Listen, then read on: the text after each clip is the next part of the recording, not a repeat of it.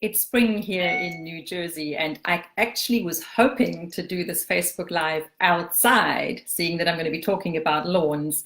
But it's a spring day, so you can see it's a rainy day outside. So we'll kind of make do with this scenario. I know I'm against the window, so usually I'm a little bit darker, but hopefully my lighting will help, and you'll see one of the other side, actually, one of the light bulbs in the background there.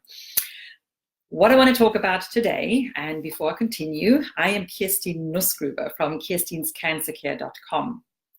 And why do lawns concern me is, well, I need to be very mindful about how I live and what I surround myself with so that I don't have a cancer recurrence, and that I also don't expose my family, including our dog, to possible carcinogens. And there's a lot we can do, even in this environment where we can't control a lot, but we can control our so-called microenvironment, and that is our own yard. Now, why is that of significance? Well, somehow we've become obsessed with having the immaculate lawns, not a speck of weed in it. They need to be perfect, each blade perfectly cut.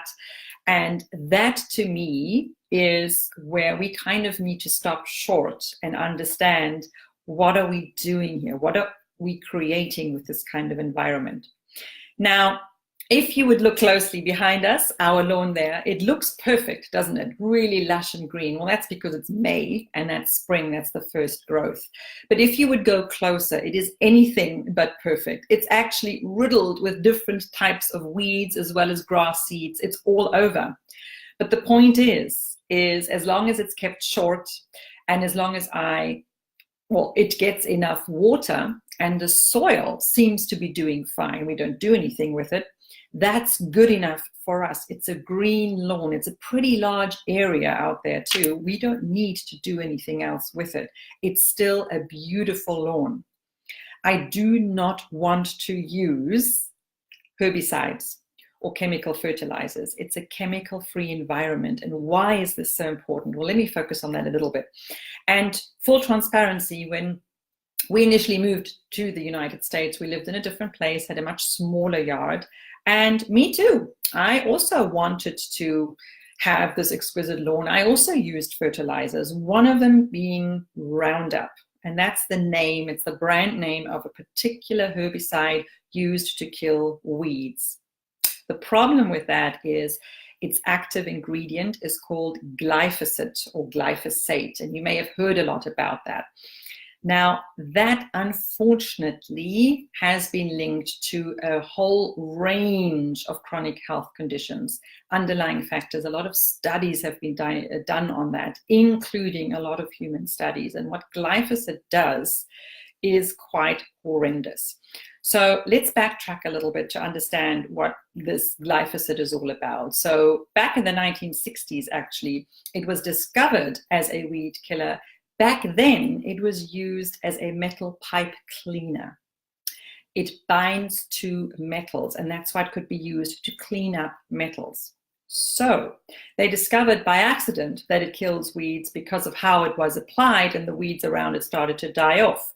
And that's when it was starting to be used to commercially as well, and as a weed killer. So today you can find it used on commercial farms, but also in homes. It's used residentially a lot to kill weeds in your walkways, in your driveways, even in your lawn as well. But it's also used in schools and in parks.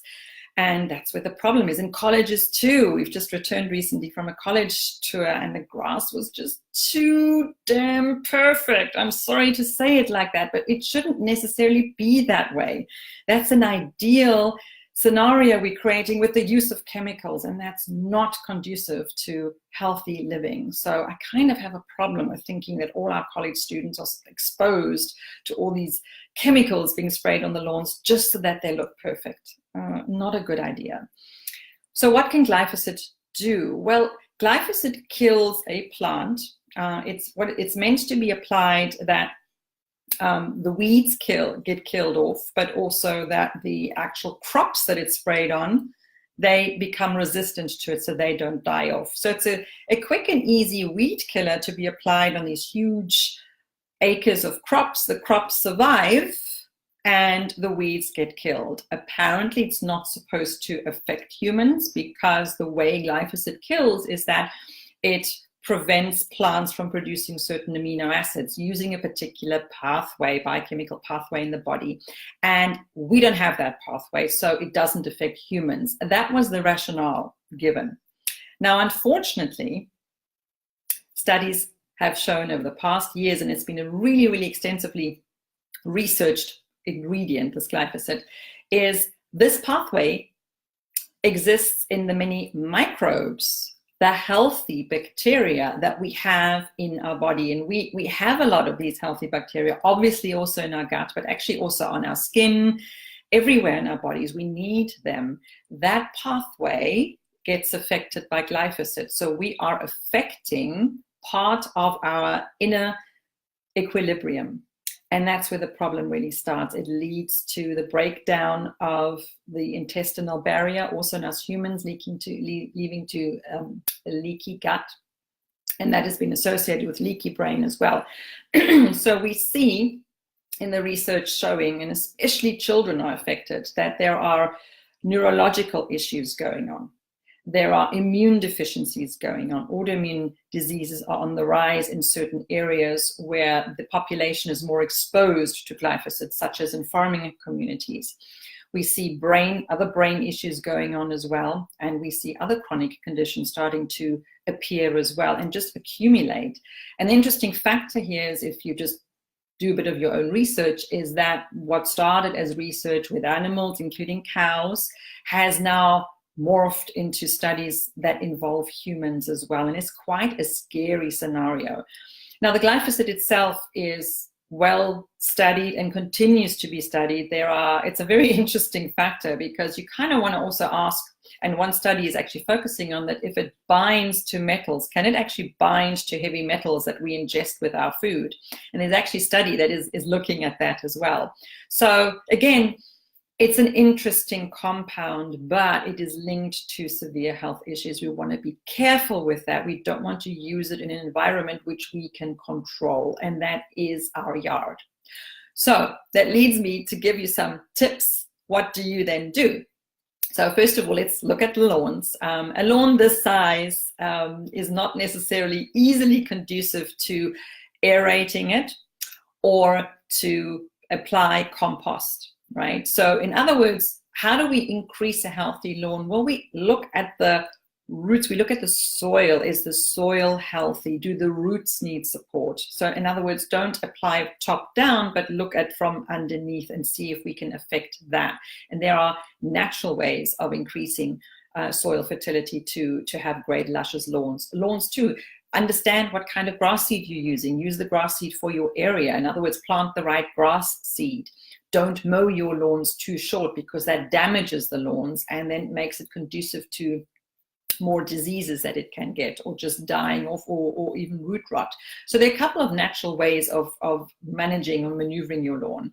And I guess it applies more when you have a smaller lawn that you can easily contain. This one behind us, seriously, that's our meadow.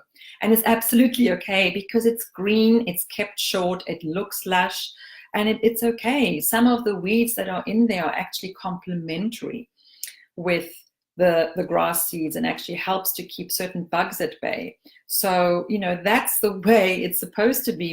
A couple of weeks earlier, you would have seen some dandelions blooming in there too. And, that is more of a natural environment, that we have a mix rather than this immaculate, perfect lawn that actually is just the result of severe chemical applications. What do we do if we are exposed to glyphosate, and how do we know we are exposed to glyphosate? Well, you can test for that actually. There's a blood test that looks at that. The good thing with glyphosate is it is water soluble, so you can actually help your body excrete it by supporting your detoxification systems, in particular your liver. And in spring now, there are 2 foods you can focus on that are really great liver supporters. And one of them are dandelion greens. And yes, I just mentioned them growing in the lawn, but you can actually buy them in most supermarkets, especially at this time of year. The leaves are much larger than what you would find in your lawn. And you can add them to salads or add them to your smoothies, but you can even make a dandelion tea out of it or buy it dried, but it's a great, great liver tonic. Dandelion greens. And the other vegetable I'd like you to focus on are beets, the red beets or even the orange beets. Again, a super, super cool food for your liver. Love your liver. Beets can be roasted whole, which is what I usually do.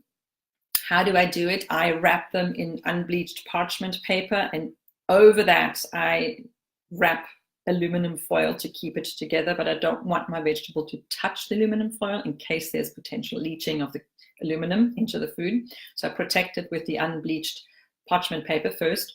And, a whole bulb of red beets, I usually do 3 or 4 at a time, because that's what you buy or get in a bunch, either from the supermarket or from your farm stall.